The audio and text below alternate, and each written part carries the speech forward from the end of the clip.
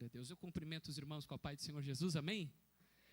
Irmãos meus, pode tomar um assento de vocês. Uma alegria estarmos aqui reunidos na presença de Deus para poder fazer a exposição da palavra de Deus. Glória seja dada ao nome de Jesus. Uma coisa que, quando você se dispõe, eu não sei se você já teve essa oportunidade de você se debruçar sobre um assunto, que é diferente quando você de fato recebe de Deus uma mensagem e aí você vai procurar estudar aquela mensagem. Agora, quando você estuda por estudar o texto e ele te traz algumas verdades, você vê como a Bíblia é rica, a palavra de Deus, né? E tem sido para mim muito desafiador e ao mesmo tempo abençoador poder se debruçar sobre esses salmos, fazer a exposição. O ano está acabando, nós só expomos 6 salmos, era para fazer a exposição de 12 já, vamos dizer assim, né? Teoricamente 10, né? Faltando 2 entre novembro e dezembro. Mas tem sido bênção, eu acredito que nós conseguimos construir uma comunidade bem embasada nas Escrituras Sagradas. Eu quero ler com vocês, irmãos, 10 versos que está no livro de Salmos, Salmos de número 6. Nós vamos fazer a exposição, enquanto o nosso sonoplasta coloca para nós aí. Eu acho que o passador está aí, filha, por favor. Quero também cumprimentar o sonoplasta da igreja, que Deus abençoe sua vida. E também fazer uma observação. Os meninos têm feito com muito carinho, dedicação. O som tem melhorado, irmão, da igreja. Está ficando uma benção. Os irmãos têm parabéns aí. Eu acho que é por eu não estou indo mais lá atrás, melhorou, né? Então tem que parar de ir aí. Será que é eu que sou o problema, Lamira? Vocês vigiem que eu não faço churrasco lá. Glória a Deus. Quem encontrou, diga amém, irmãos. Vamos ler 10 versos para a glória de Deus. Vamos fazer o seguinte, eu queria que todo mundo lesse. Vamos lendo aqui, ó. Aí o midianita vai passando. Vamos lá. 1, 2, 3.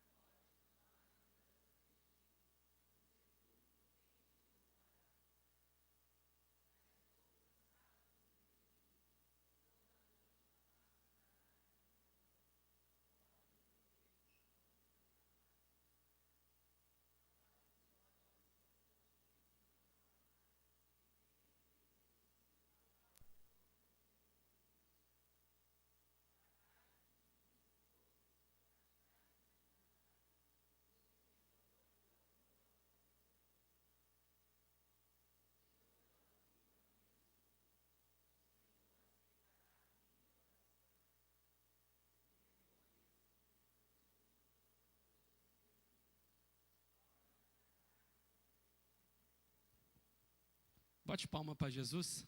É uma maestria a gente conseguir ler em 3 versões, né? NVI, King James e Almeida Revista e Corrigida. Coisa boa. Irmãos, hoje eu quero discutir com vocês, eu vim até conversando com a pastora Sueli. A gente não é muito do ser humano fazer essas introspectivas, principalmente pessoas muito levadas ao exterior, né? Que são as pessoas comunicativas. Pessoas comunicativas, pessoas de contato, de palavras, elas são levadas... O mundo externo é muito mais atraente do que o mundo interno. Então, ela não acaba fazendo introspectiva, aquela ideia de olhar para dentro de si, avaliar as suas ações ou reações. Diferentemente de pessoas que têm o mundo interior como algo mais sublime, né? E pensando nisso... Quem já olhou para o sofrimento e falou, cara, o sofrimento vai me produzir coisas boas? E se eu for perguntar aqui, ó, presta atenção. Quem aqui quer sofrer? O pastor queria sofrer, levante a mão. Aí, ó. Mas hoje eu vim provar para você, tá vendo? A gente não quer sofrer, mas a gente quer alcançar lugares grandes. Nós queremos, alguém quer falar, não, pastor, eu quero ter equilíbrio emocional. Mas antes de você ser equilibrado, você tem que ser o quê primeiro? Tem que vir um desequilíbrio primeiro, irmão. Você tem que aprender a tirar os melhores proveitos da situação. Mas a gente não consegue, nós não conseguimos olhar para o sofrimento com esse prisma e com esse olhar. Hoje eu quero falar sobre o lado positivo do sofrimento. Diga comigo, o lado positivo do sofrimento. Com esta proposição, né, eu quero discutir um pouco sobre os efeitos positivos que o sofrimento provoca. O sofrimento, ele tem o seu lado ruim, mas ele também tem o seu lado bom. Ontem na roda com os pais aqui, nós nos emocionamos ouvindo as dificuldades que essas crianças tiveram. A sacada das que estavam aqui no comando da nossa aula e do discipulado, ela perguntou para nós, lembra-se de algo na sua infância que marcou a sua vida. Gente, tem pessoas que não conseguiu expressar, sabe, aquelas lembranças. E o que nós percebemos que foram uma vida muito sofrida das pessoas. Mas fizeram pessoas melhores, alcançaram coisas na vida. Aquilo serviu como trampolim para alcançar coisas extraordinárias. Você tem problema, né, filho? Igual eu, né? O pastor não vai derrubar, não, pensa. Ó, eu quero ilustrar com uma história da planta e o vento. Preste atenção, né? Eu fiz uma pesquisa aqui. Teve um homem que ele acabou plantando uma árvore no jardim dele. O que ele fez? No jardim. E todos os dias ele cuidava com muito zelo, né? Regava, adubava. Mas ele colocou uma estaca firme, um ferro firme ali, uma madeira, né? Vamos dizer assim, firme ali, para que o vento não balançasse aquela árvore. E o interessante, né, é que a planta cresceu, suas raízes, mas as suas raízes eram fracas. A planta, ela conseguiu crescer, mas as raízes eram o quê? Fraca. E teve um dia que veio um vento tão forte, que aquela árvore acabou caindo. Aí ele foi no vizinho dele, no terreno do vizinho dele, que plantou a mesma árvore. E a árvore, né, ele viu lá que estava plantada da mesma espécie, mas a dele estava firme e forte, suportando o mesmo vento. E aí o curioso é que ele foi e perguntou, né, pro seu amigo, né, e perguntou assim, o que tem de diferente aí na sua árvore? Porque eu plantei uma mesma, mas a minha caiu e a sua está de pé e está crescendo. E segundo o seu amigo disse para ele assim, eu deixei o vento soprar sobre ela. E ela fazia a árvore se dobrar. Mas cada ventania as raízes cresciam mais profunda para se firmar. Então olha que interessante que o vento que para um derrubou a sua árvore, o vento para outro proporcionou o crescimento das raízes. A árvore se dobrou, mas ela automaticamente precisava criar suas raízes. Então o vento para ele foi um lado positivo, mas para o outro foi um lado quê? Negativo. E aí eu quero fazer aquela pergunta para você. Você se lembra de uma ocasião em que não conseguiu dormir por causa do medo, de uma tristeza ou de uma culpa? Pensa comigo, você já ficou angustiado? Ou quem sabe você está aqui nessa manhã angustiado por algum medo, algum sofrimento, alguma tristeza? Lembre-se de um período em que os problemas da vida esgotaram suas forças emocionais, suas forças espirituais e as suas forças físicas. Pensou? Lembra de um período que o sofrimento foi tão significativo, um problema tão grande, que ele esgotou a sua força emocional, a sua força espiritual e a sua força física. Pensou? O Salmo 6 fornece para a gente uma ligação com a nossa dor. Nossa dor comum, né, a condição humana e a certeza de que o Senhor ouve as nossas orações.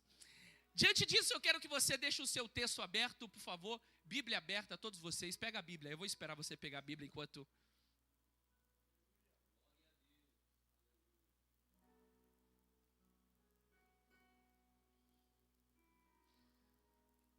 Você poderia perguntar, né?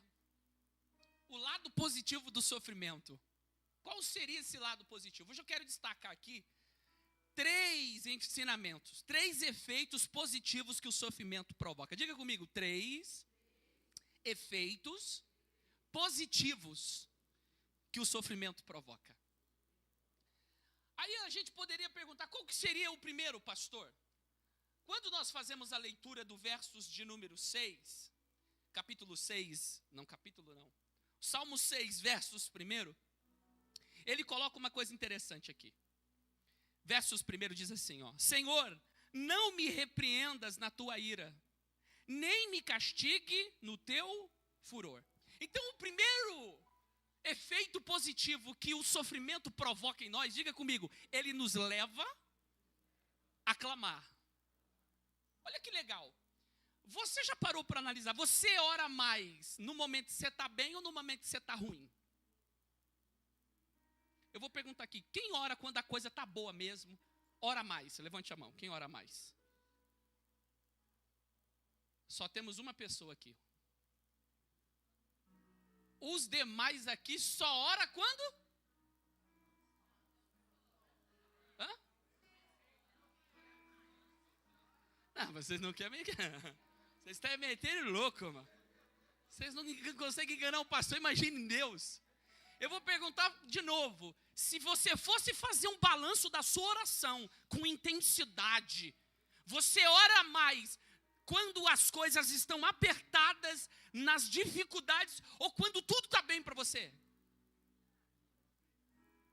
Nas dificuldades? Sim ou não? Fechou?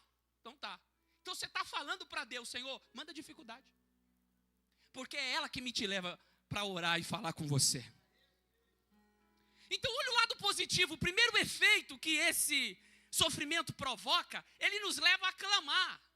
E eu quero aqui, ele nos leva a clamar em 3 propósitos. O primeiro deles, reconhecendo as nossas falhas. Olha o que ele diz: Senhor, não me repreendas na tua ira, nem me castigue no teu furor.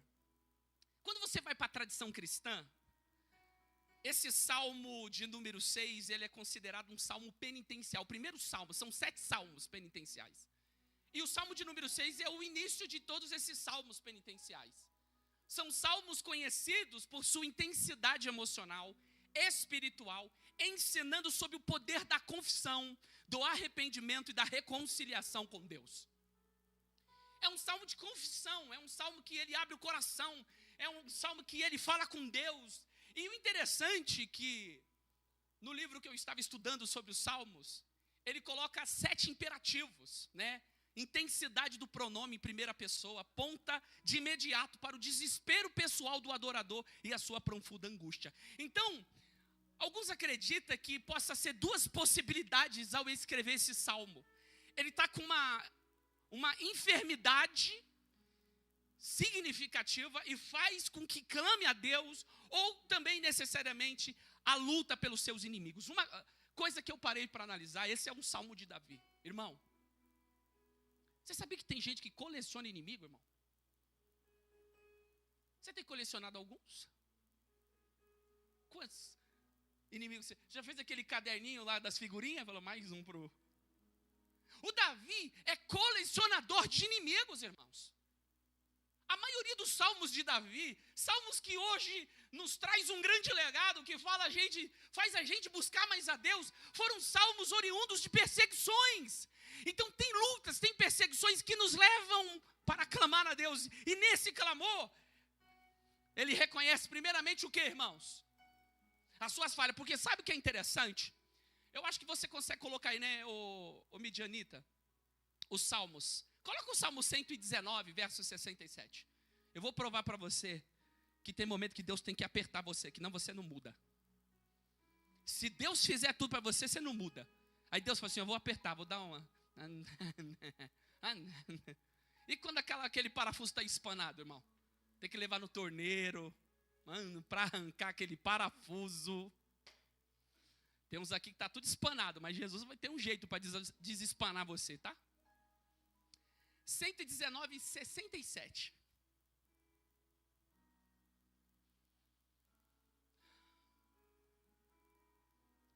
Um, dois, três, todos.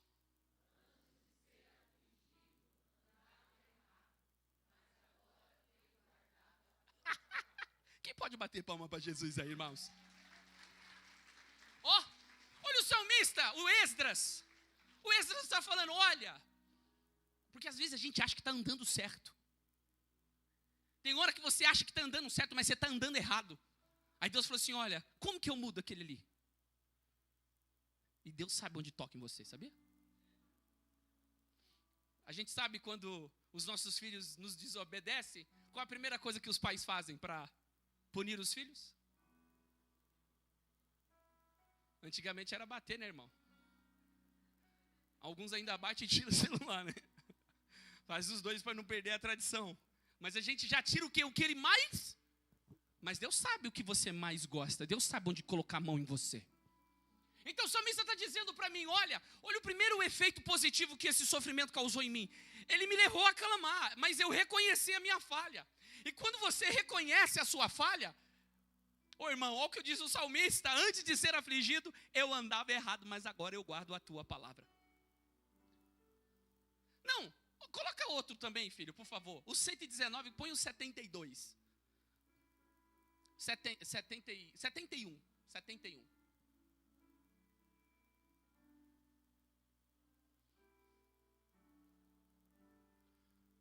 1, 2, 3.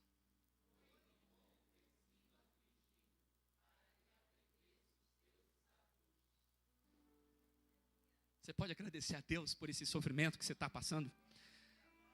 O mundo é feito de ciclos, irmãos. O mundo é feito de ciclos. Lá na minha calçada, é uma calçada que ela está quebrada ali de esquina, né? Então cresce muito mato lá. Mas eu parei para analisar que o momento que mais cresce mato é no período do verão. Não sei se eu estou certo aí, os irmãos da... Eu ia falar os irmãos do Matagal, olha as ideias do pastor. Os irmãos das regiões daí, né, rurais. Povo, quem é jardineiro esses irmãos aí? A força do ódio cortando aqueles matos lá. Por quê? Porque no verão chove mais o quê, irmão? O verão é um dos momentos que mais chove mediante o quê? Muito calor, evapora, condensa e cai. E o sol também é de grande valia para o crescimento. Mas você parou para analisar que todo esse ciclo, todas essas estações é de suma importância para o clima, para todas as áreas. O problema é que a gente quer qual área da nossa vida? A gente quer a melhor. Então o sofrimento, ele nos leva a clamar. Então o primeiro ponto que a gente destaca é que ele reconhece as falhas. E o interessante, que o verso de número 6, ele diz, Senhor, não me repreendas na onde?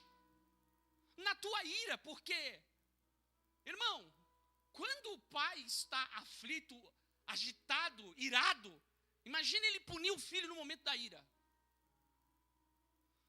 Tem gente que quando está irado, irmão, vira até o oi. Né? Fica meio pichuruco, o filho fica com medo. Tem uns que levantam a sobrancelha assim, né? Faz a sobrancelha para lá e para cá. Assim, não sei como consegue essa maestria. Assim, ó. Como que é? Eu não consigo. Tem uns que mexem aqui, né, irmão? Gogó aqui, ó. Cada um tem uma forma, mas o salmista muito sábio falou, Senhor, na ira não. Me repreenda, não me repreenda na ira.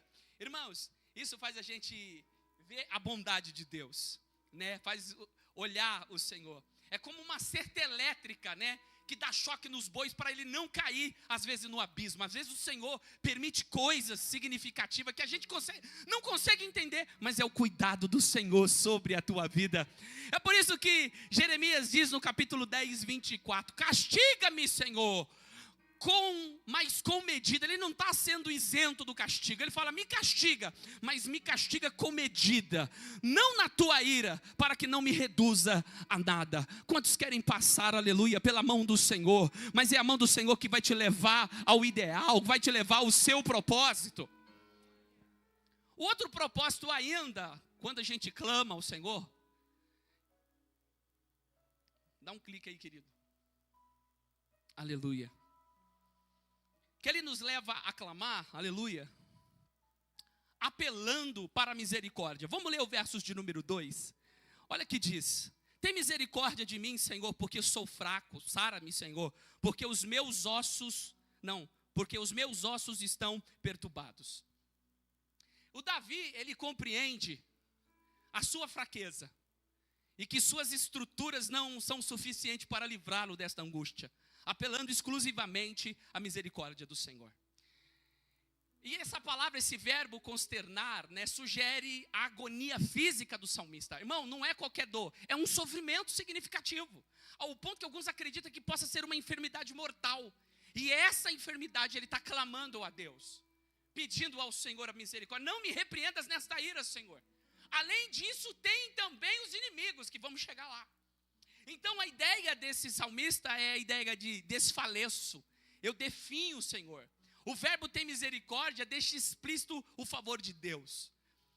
Então, quando a gente observa que a gente entende que o sofrimento tem um efeito positivo. Qual o primeiro? Ele nos leva a clamar. Primeiro, reconhece as nossas falhas e ele apela para quê? A misericórdia de Deus. Ô, irmão, como é bom você apelar para a misericórdia do Senhor.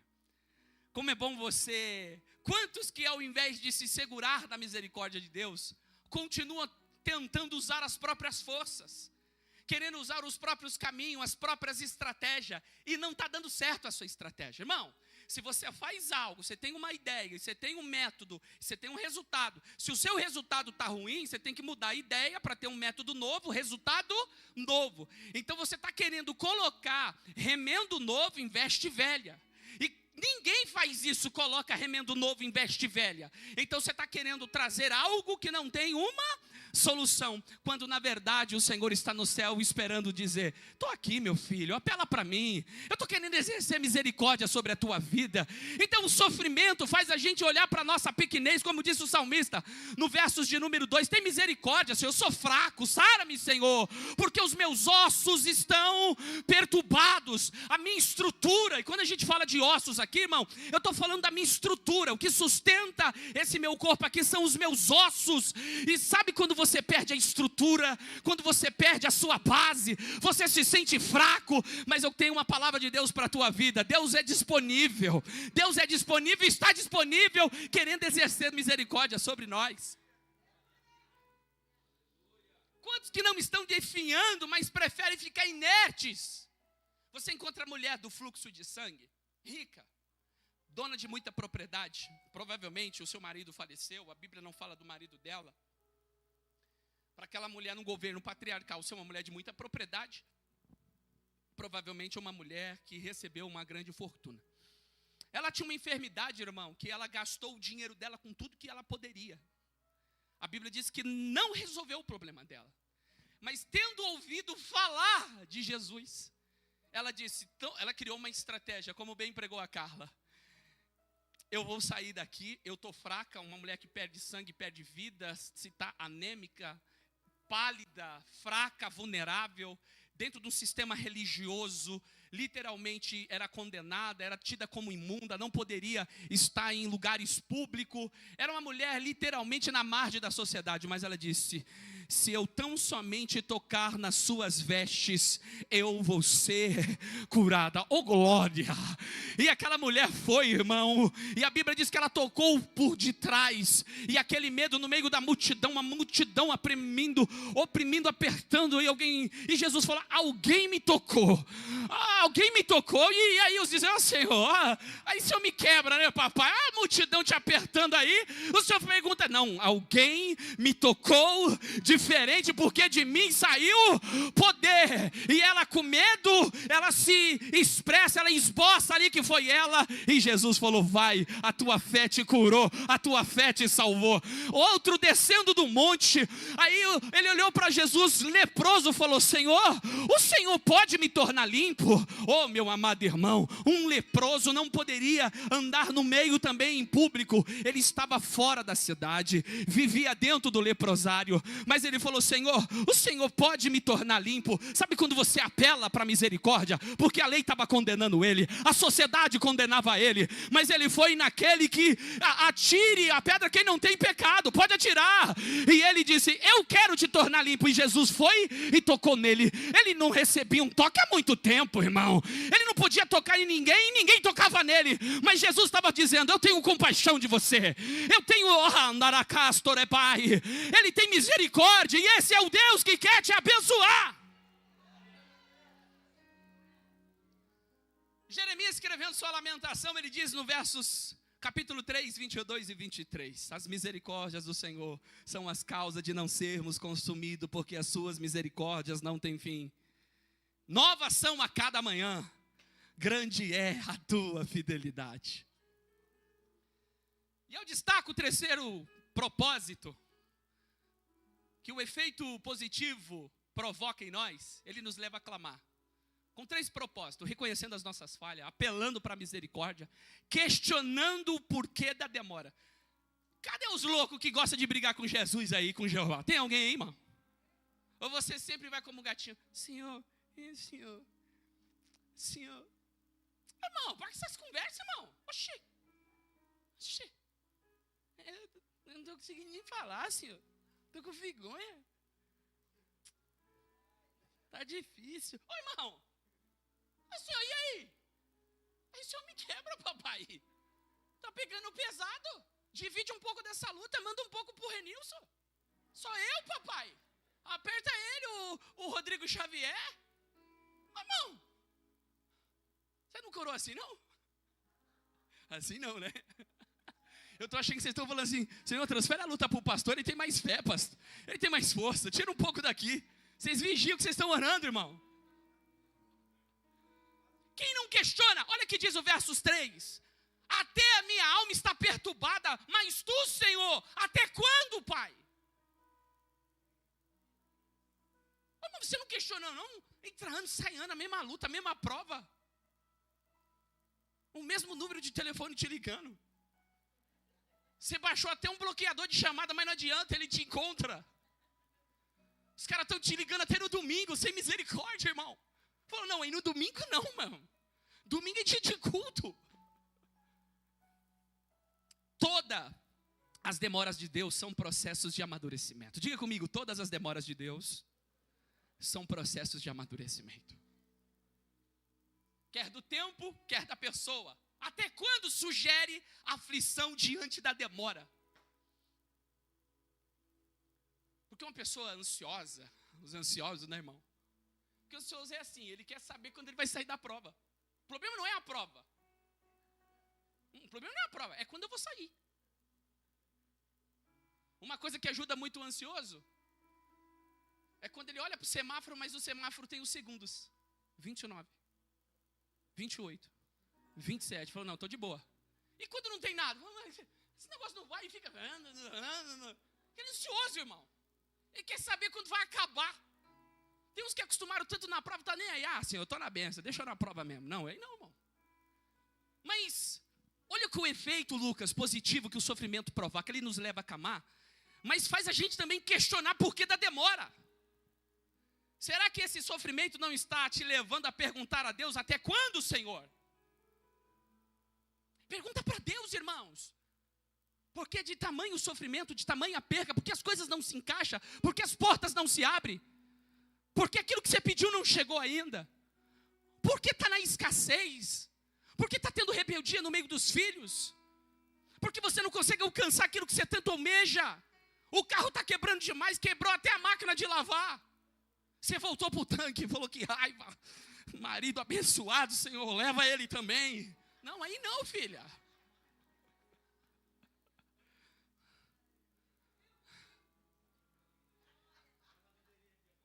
Tem uma lavanderia aqui, né, irmão? Mas você não pode ir embora, não. Você tem que sentar ali com o celular e esperar a roupa lavar. Quantos que não estão com dúvida, mas não perguntaram ao Senhor? Eu fui fazer uma pesquisa, né? Aí quem fez aqui foi o GPT. Eu perguntei ele assim para ele, eu falei assim, quantas perguntas Jó fez para Deus? Ele falou assim, alguns estudiosos dizem que é 20, outros dizem que é 16. Eu elenquei algumas aqui. 20 reclamações e questionamento de Jó. Porque alguém fala, Deus me dá paciência de Jó. Mas Jó murmurou demais, irmão. Jó, lê o livro de Jó, eu vou falar uma. Ó, uma dele, 3:11. Por que eu não morri no ventre da minha mãe? Primeira de Jó. Segunda, porque se dá a luz ao miserável como eu. Porque me quebranta como uma tempestade. Faze-me saber porque contentes comigo. Sabe, Senhor, tanta gente precisa arrumar briga logo comigo. Pega esse povo dessa banda aqui, Senhor, desse lado direito aqui, ó. Começa pelos músicos já, para ser exemplo para a igreja. Por que o Senhor está contendendo comigo? Sabe, quem já não na escola, o cara, e aí, irmão, o que é, irmão? Vai arrumar briga comigo? passando mal, né?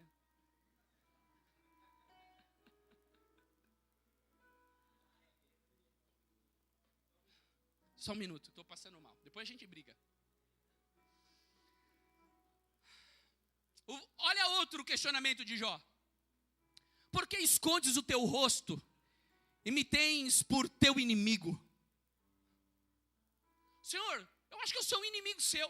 Ô irmão, ele está em oração, pastor Felipe. Você é meu inimigo, é? Não.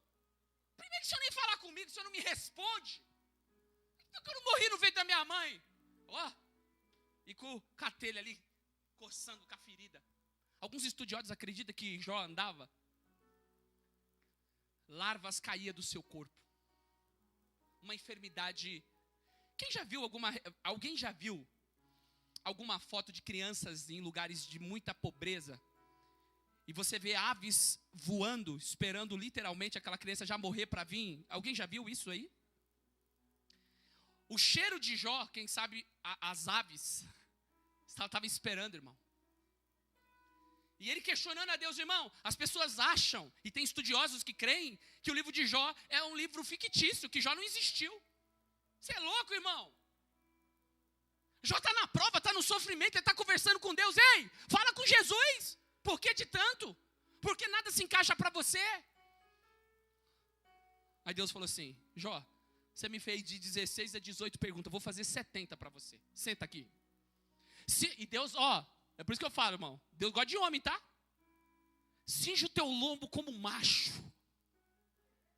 Eu vou falar com o Jeová.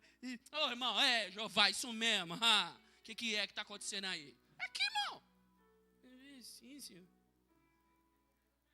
Cinge o teu lombo como um homem. Vou fazer 70 perguntas para você. Quem sabe Jó perguntou, Senhor, se eu poderia me falar os temas da pergunta? Deus falou, é óbvio. Hoje nós vamos conversar um pouquinho sobre cosmologia, oceanografia, meteorologia, astronomia e zoologia. Tá bom para você? Não fui tão bem na escola. Mas vai. Então tá bom, Jó, onde estava você quando eu coloquei a primeira base, a primeira pedra de esquina, quando os anjos estavam cantando? Onde você estava? Não tenho resposta. Segunda, aí ele começou. Ele foi falando com Jó 70. Jó não respondeu uma.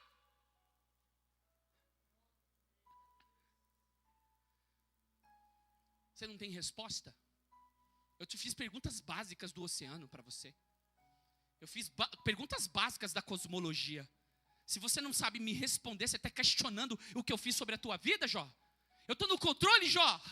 E aí disse Jó, então respondeu Jó ao Senhor e disse, bem sei que tudo podes, e nenhum dos teus pensamentos pode ser impedido.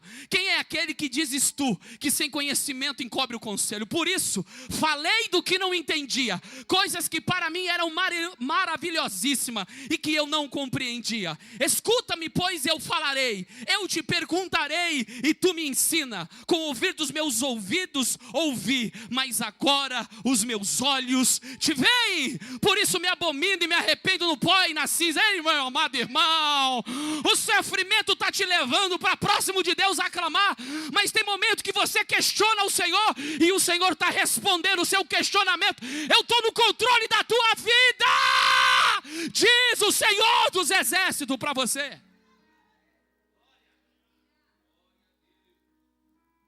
Segundo efeito positivo que o sofrimento provoca, diga comigo, ele nos leva a pedir ajuda. Porque tem gente, irmão, que está na prova, na dificuldade, mas ele é orgulhoso, não pede ajuda. Ele não consegue, tem gente que não consegue. Irmão, se eu precisar, o povo já me conhece, se eu precisar, e aí, Baso? Solta. É só assim, já e aí, rapaz? Estou sentindo dinheiro próximo de você. Você está bem, filho? Eu sou assim. O povo que me conhece, eu não tenho esse negócio. Graças a Deus, eu tenho bastante amigos. Se eu precisar hoje, vocês vão me ajudar, né? Mas o segundo efeito positivo que o sofrimento provoca, ele nos leva a pedir ajuda. Em 3 áreas. Primeira delas, diga comigo, querendo a proximidade. Olha o versos 4. Quem pode ler o versos 4 para nós? Fecha a Bíblia não, vamos lá, irmão.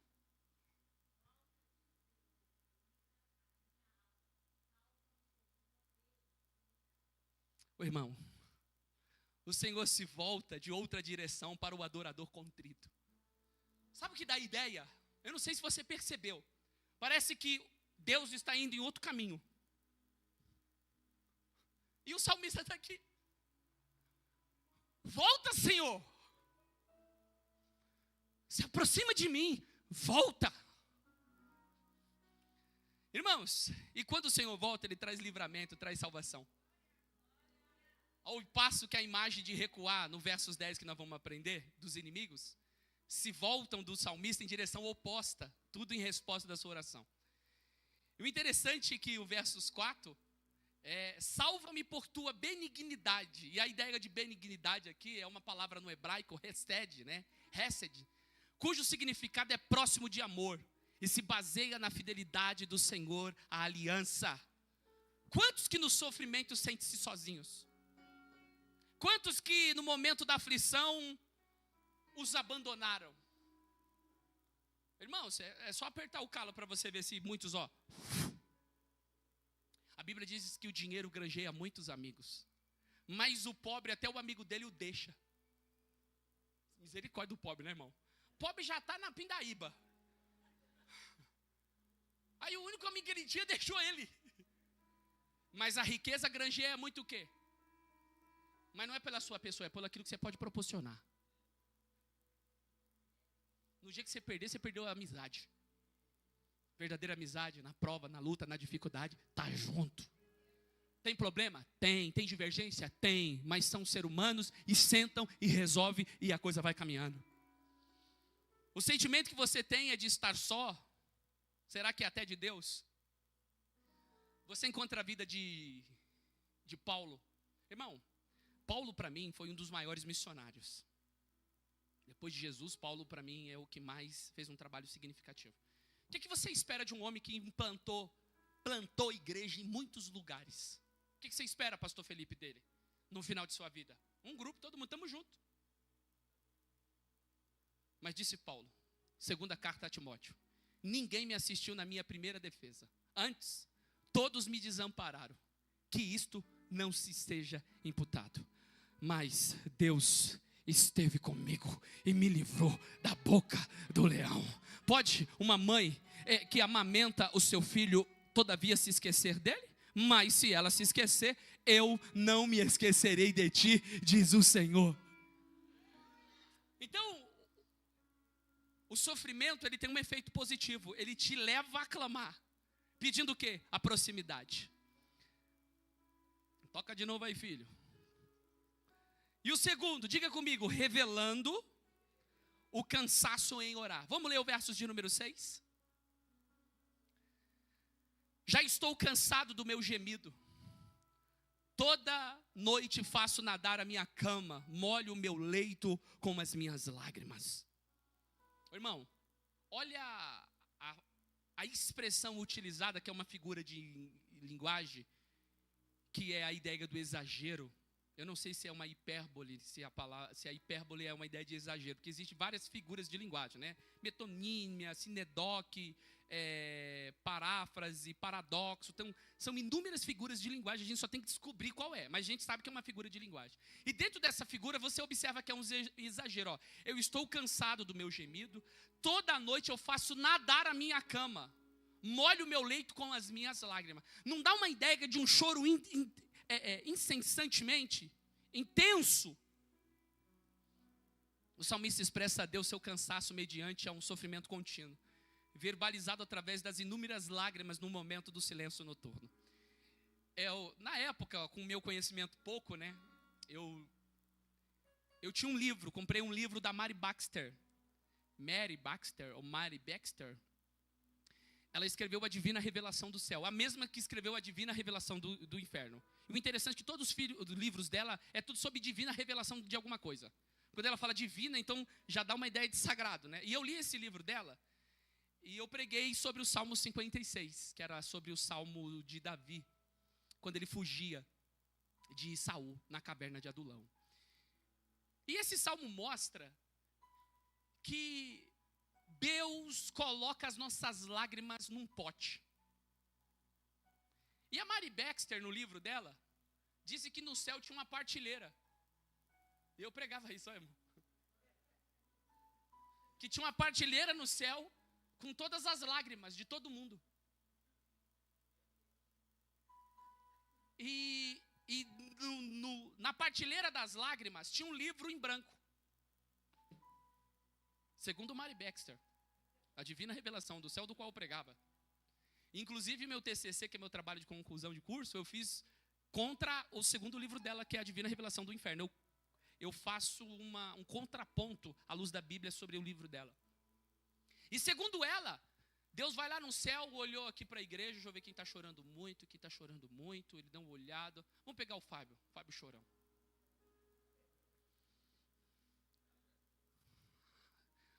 Lá ele é um barril de 50 litros do Fábio, é muita lágrima. Aí Deus pega aquela lágrima dele e ele pinga no livro. Aí aparece aquele momento, na agonia, dizendo: Senhor, eu estou cansado, Senhor. Estou cansado de orar. Estou querendo respostas.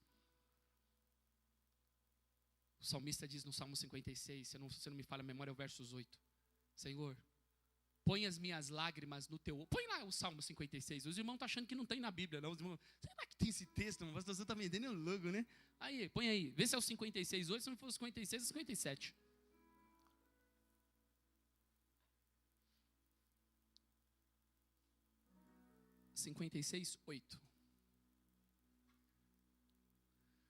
Tu contas as minhas vagueações, põe as minhas lágrimas aonde? Não estão elas no teu livro? Diga comigo, livro das lágrimas. Tem base para afirmar? Só não tem base para afirmar que tem partilheira no céu com pote. Mas se você olhar fisicamente, dá uma ideia de organização, não tem? Se Deus tem um pote para colocar as lágrimas, o que ele está falando? Que Deus registra tudo, irmão. Deus registra tudo. Inclusive o seu cansaço, que está falando: Senhor, tem hora que você não está conseguindo nem orar mais, porque você ora tanto e Deus não responde na sua visão. Eu tenho orado e chega uma hora que você cansa de orar. Quantos não estão assim, irmão, cansados? O Salmo 6, ele dá a palavra para aqueles que mal têm ânimo para orar e os conduz para onde pode avistar a vitória. Quando você olha para a vida de Ana, irmão, como aquela mulher diante da sua casa, com toda aquela luta, com toda aquela dificuldade, mas aquela mulher conseguiu ter força para subir ao templo, para orar. E foi no momento dessa oração que o Senhor mudou o cativeiro de Ana. Eu quero liberar uma palavra sobre a tua vida. Está se sentindo cansado em orar? O Senhor ouve a tua oração hoje e Ele responde a tua oração. Como bem diz Isaías 40, os que esperam no Senhor renovarão as suas forças. Subirão como asas como que de água, correrão e não se cansarão, caminharão e não se fadigarão. Ele nos leva a pedir ajuda, expondo a dor causada pelos inimigos. Vou fazer uma pergunta para você.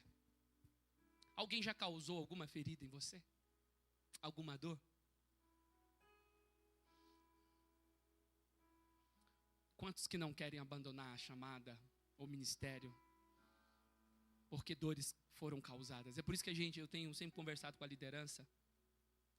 Porque a dor também causada por uma liderança, ela é muito significativa. A gente precisa ser muito sábios aqui, ter a capacidade para resolver. Mas é difícil porque a gente tem que compreender todo mundo, mas dificilmente a gente tem a compreensão de todos. Mas a vida, ela te oferece muitas dores e às vezes pessoas vão causar. Há pessoas intencionadas para causar dor. Você sabia disso, né? Tem gente intencional mesmo. Eu vou falar isso que eu sei que vai fazer isso. Tem gente que vai querer te humilhar de verdade. Tem gente que vai querer te expor. Tem gente que vai querer descer o nível mesmo da briga. Alguns, às vezes, de forma errada, acabou falando que não deveria. Faltou uma capacidade para pensar ali e raciocinar. Mas o verso 7 diz: já os meus olhos estão consumidos pela mágoa. E tenho envelhecido por causa de todos os meus inimigos. O sofrimento levou Davi, irmão, a pedir ajuda a Deus, expondo a dor que os seus inimigos causaram.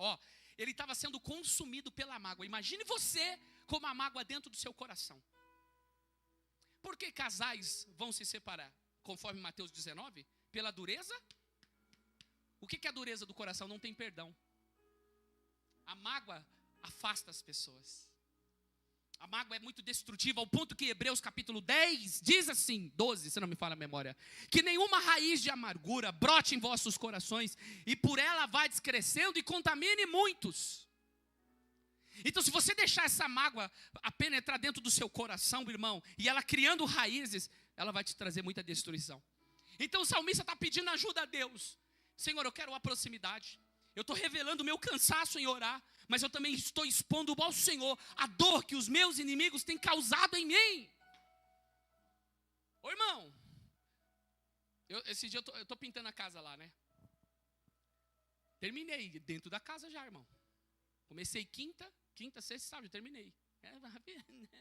E aqui, ó, eu ranquei todas as imperfeições, passei massa, corrida, lixei e pintei. Tá? Negão desenrola aqui, né? Vai. Aqui é alfa, pai. Falta hoje ir lá fora, né? Pintar as paredes. Todo mundo aí, meus amigos, vocês estão bem? Chama comigo no final do culto. Irmãos, eu nem sei o que eu vou falar agora, que eu falei e acabei perdendo a linha de raciocínio. Por que eu falei isso, irmão? Vou falar de pintura de casa, irmão, agora no momento da pregação. Acho que é para pedir ajuda, né? Mas vamos lá, vou voltar aqui. O sofrimento levou Davi a pedir ajuda, expondo os seus inimigos que causaram, né? Um semblante de aflição e de angústia. Parecemos uma pessoa de idade por causa dos sofrimentos. Quantos? Que você olha, você vê a cara do sofrimento, né, irmãos? Porque assim, eu não sei se você tem essa mesma ideia, mas eu acho, vocês vão concordar, que a gente tem uma cara sofrida, não tem, irmão? A gente tem uma cara meio que de pobre, às vezes, a gente tem. Eu sei que você não pode falar com a pessoa que está do seu lado, mas dá só uma olhadinha para você ver. Você já vê aí a classe social, dá uma olhada. O rico é diferente, não é, irmão? O rico, dá uma raiva, irmão. Não, vai no Parque do Riso. Quando você está entrando, vai criança, pega esses caras, vai chutar a bola aí. Aquelas gritarias na entrada do parque, eu falei, meu Deus do céu. Os meninos vêm chutando, cala a boca aí, tio. O mano briga. Aí você vai lá no Ibirapuera, os caras só... Até o cachorro corre aqui, juntinho, ó. Não tem nada segurando o cachorro, não. O cachorro segue aqui, ó. Aí o cara fala com você, o cachorro faz assim, ó. Irmão. Tem os cachorros do rico é diferente. Vai correr lá no parque do rico, os cachorros que falam... Scooby é atribulado, aquele cachorro, irmão. O Bidu falou que vai tomar banho, ele...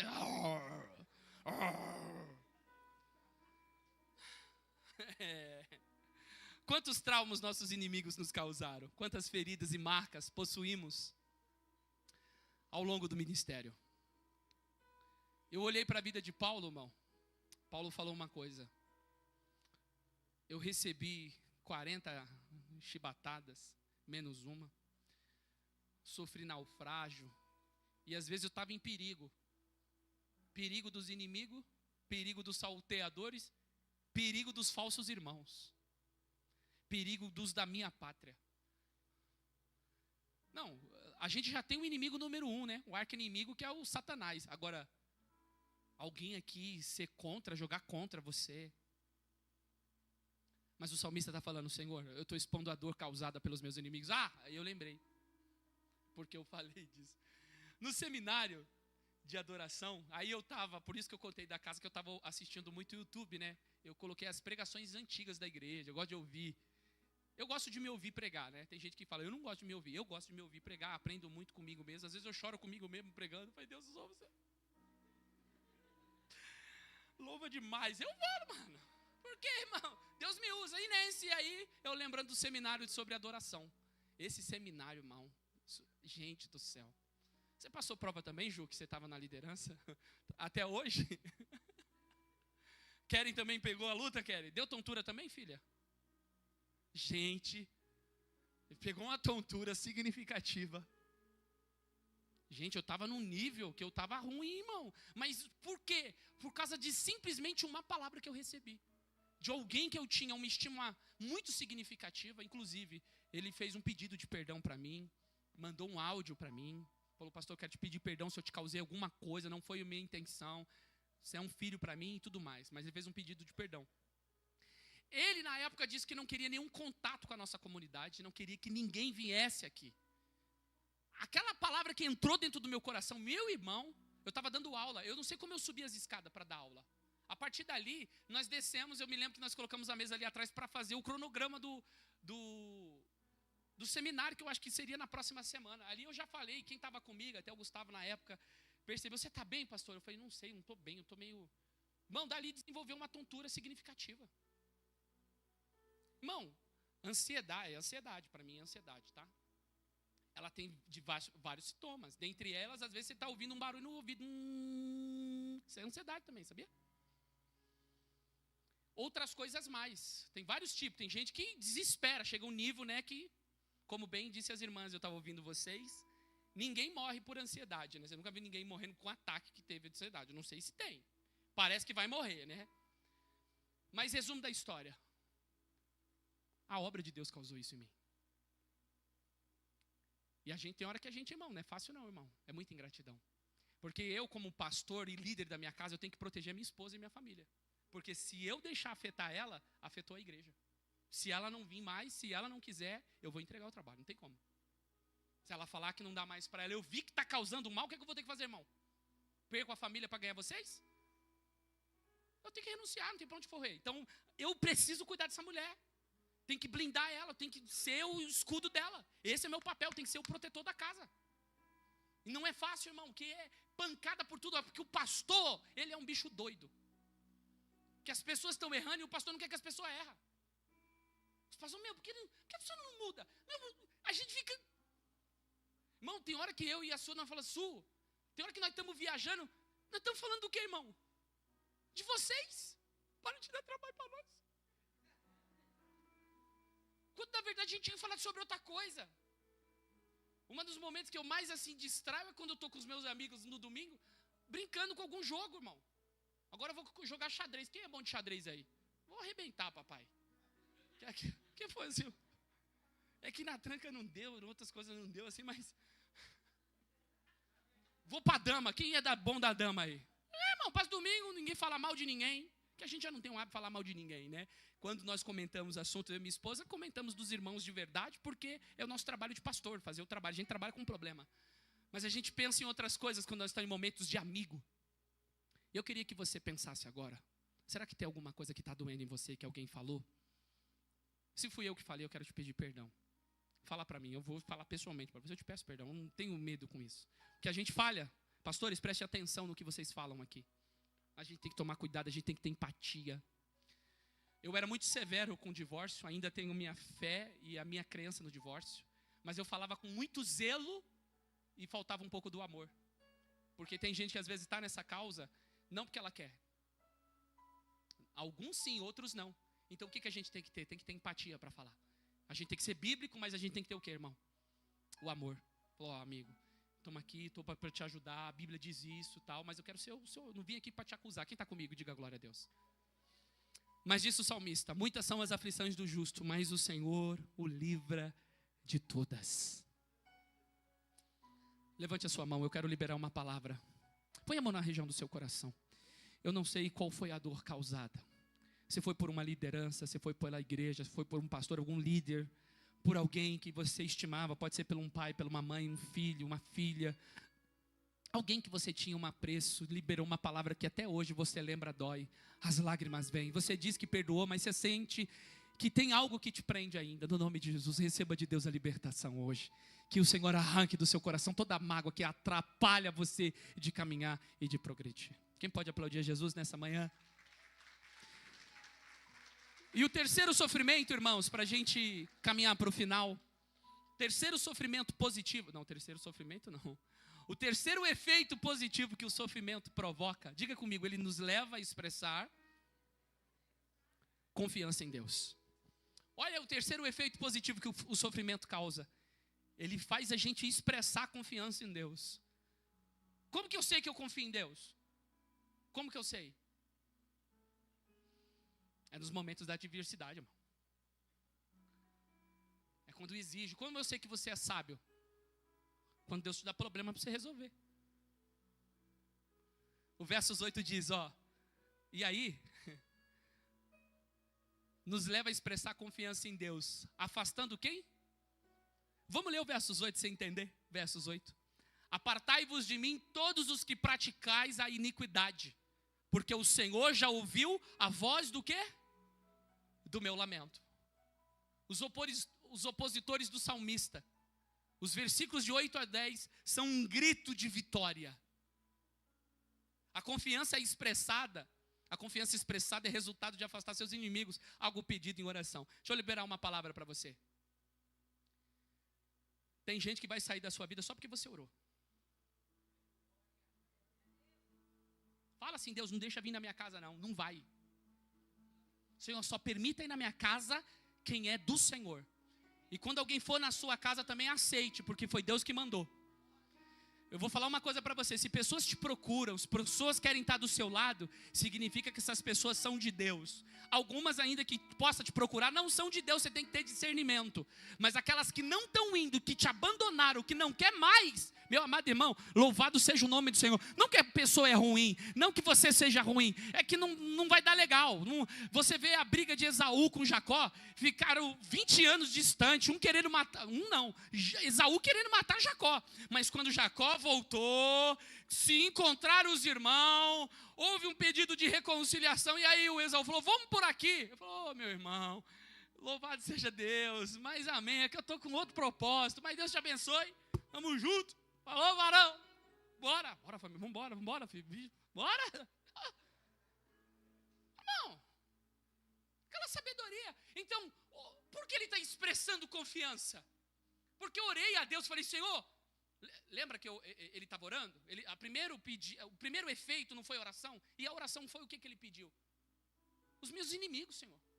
E o que agora no versos 8 diz? Os inimigos fez o quê? Ei, tem coisa que é na oração, não é bloqueando nos status, não é bloqueando nas redes sociais, nem excluindo da vida. Senhor, eu vou orar, Senhor, essa pessoa está me deixando, eu me lembro. Eu fiz uma oração para Deus aqui na igreja. Feliz assim, Deus, só permita ficar na Ágape. Falei para Deus, só permita ficar na igreja Ágape pessoas que vão contribuir para o crescimento dela. Senhor, eu não estou pedindo e não estou me isentando das minhas responsabilidades de pastor. Não é que eu não quero ter pessoas com dificuldade que me fazem crescer mais, pessoas que resistem à minha autoridade. Não, eu não estou isentando-me, eximindo-me, Pai. Mas são pessoas que serão destrutivas para o trabalho. Às vezes não entendeu a visão, então a sua presença aqui pode atrapalhar o projeto. Em outro lugar pode ser bênção, quem entendeu? Não estou pedindo para ser desviado, Deus matar. Não pedi isso para Deus. Senhor, mas sabe que você está com o jogador do time, irmão? Jogou muita bola no outro time, mas não joga no outro. Aí vai para outro time e deslancha. Quantos jogadores, para quem entende de time, não é assim? Irmão, jogou muito lá, mas não joga. O Memphis é um. Jogou muito lá, mas aqui não joga. Miserável. Vamos voltar para cá para o texto. E eu falei com Deus. Irmãos, e Deus respondeu a minha oração.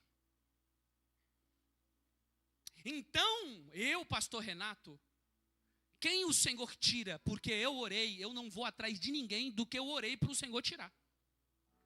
Porque o que eu orei para Deus? Aí Deus tira depois, e aí? Paz, tudo bem? Vem. Ô irmão, aí Deus falou assim, Renato, e tu me quebra, tu ora para, aí eu tiro, quem que seguiu? Não tenta trazer para próximo pessoas que Deus colocou para longe, irmão.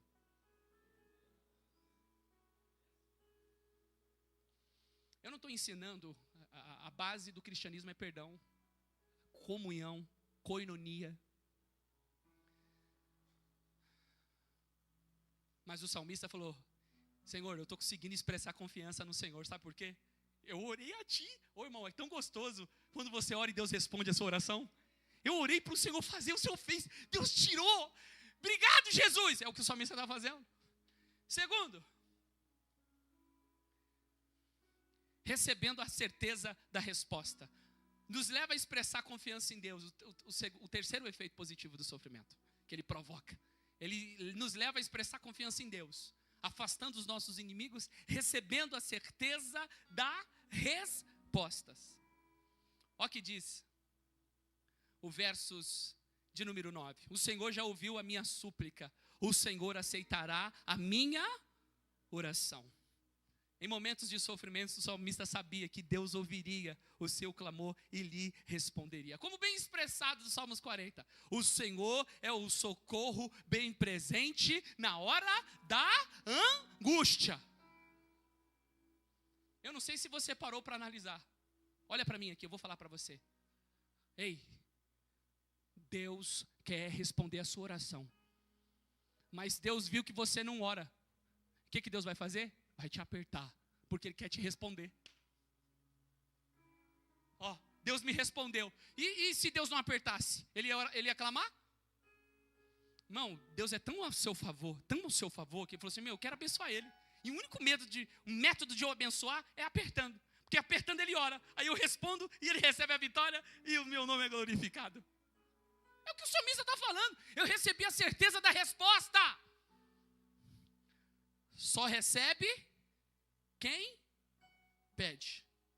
Porta só se abre se bater. Só se acha quem busca. Como disse Jeremias, clama a mim e responder-te-ei, anunciar-te-ei coisas grandes e firmes que tu não sabe. E eu encerro aqui hoje. Terceiro efeito positivo que o sofrimento provoca, nos leva a expressar confiança em Deus.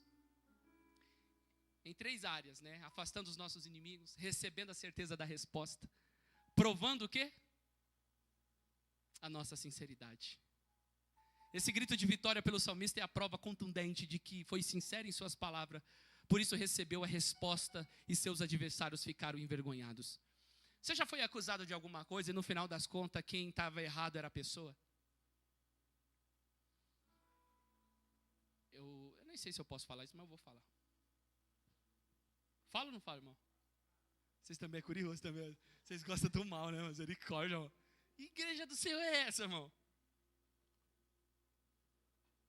A minha irmã Andréia, na época de pequena, né? Ela foi acusada de roubar um dinheiro de uma tia minha. E na época, né? Eu nem sei se minha mãe chegou a bater nela e tal, mas a Andréia falou que não pegou. E depois descobriu que quem pegou não foi a Andréia, tinha sido a própria filha. Mas até que se prove ao contrário.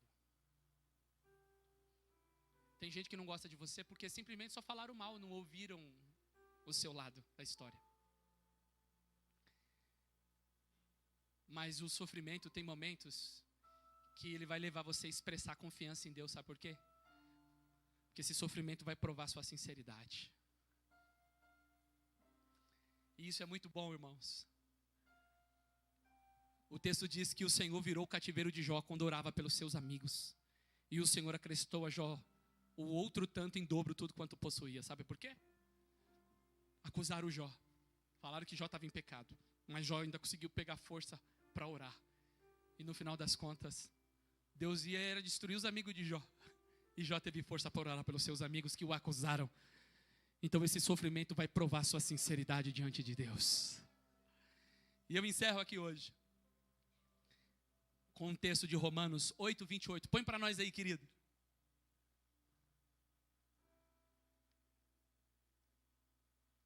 Ó, olha para mim aqui. Diga comigo, Deus. 8:28. Diga comigo, Deus usa as coisas ruins para trazer coisas boas. Eu vou falar de novo. Deus usa coisas ruins para trazer coisas boas. Algumas coisas que parecem ruins, na verdade, é o impulsionador para o milagre. Porque o que fez Ana subir no templo para orar foi Penina. Às vezes Penina vai te fazer orar. E no final, todas as coisas contribuem para o bem daqueles que amam a Deus. E o Salmo 6 prova isso. Que tem um lado positivo no sofrimento. Ele provoca, ele tem alguns efeitos que ele provoca, ele te leva a clamar. Ele te leva a pedir ajuda. E ele te leva a expressar confiança em Deus.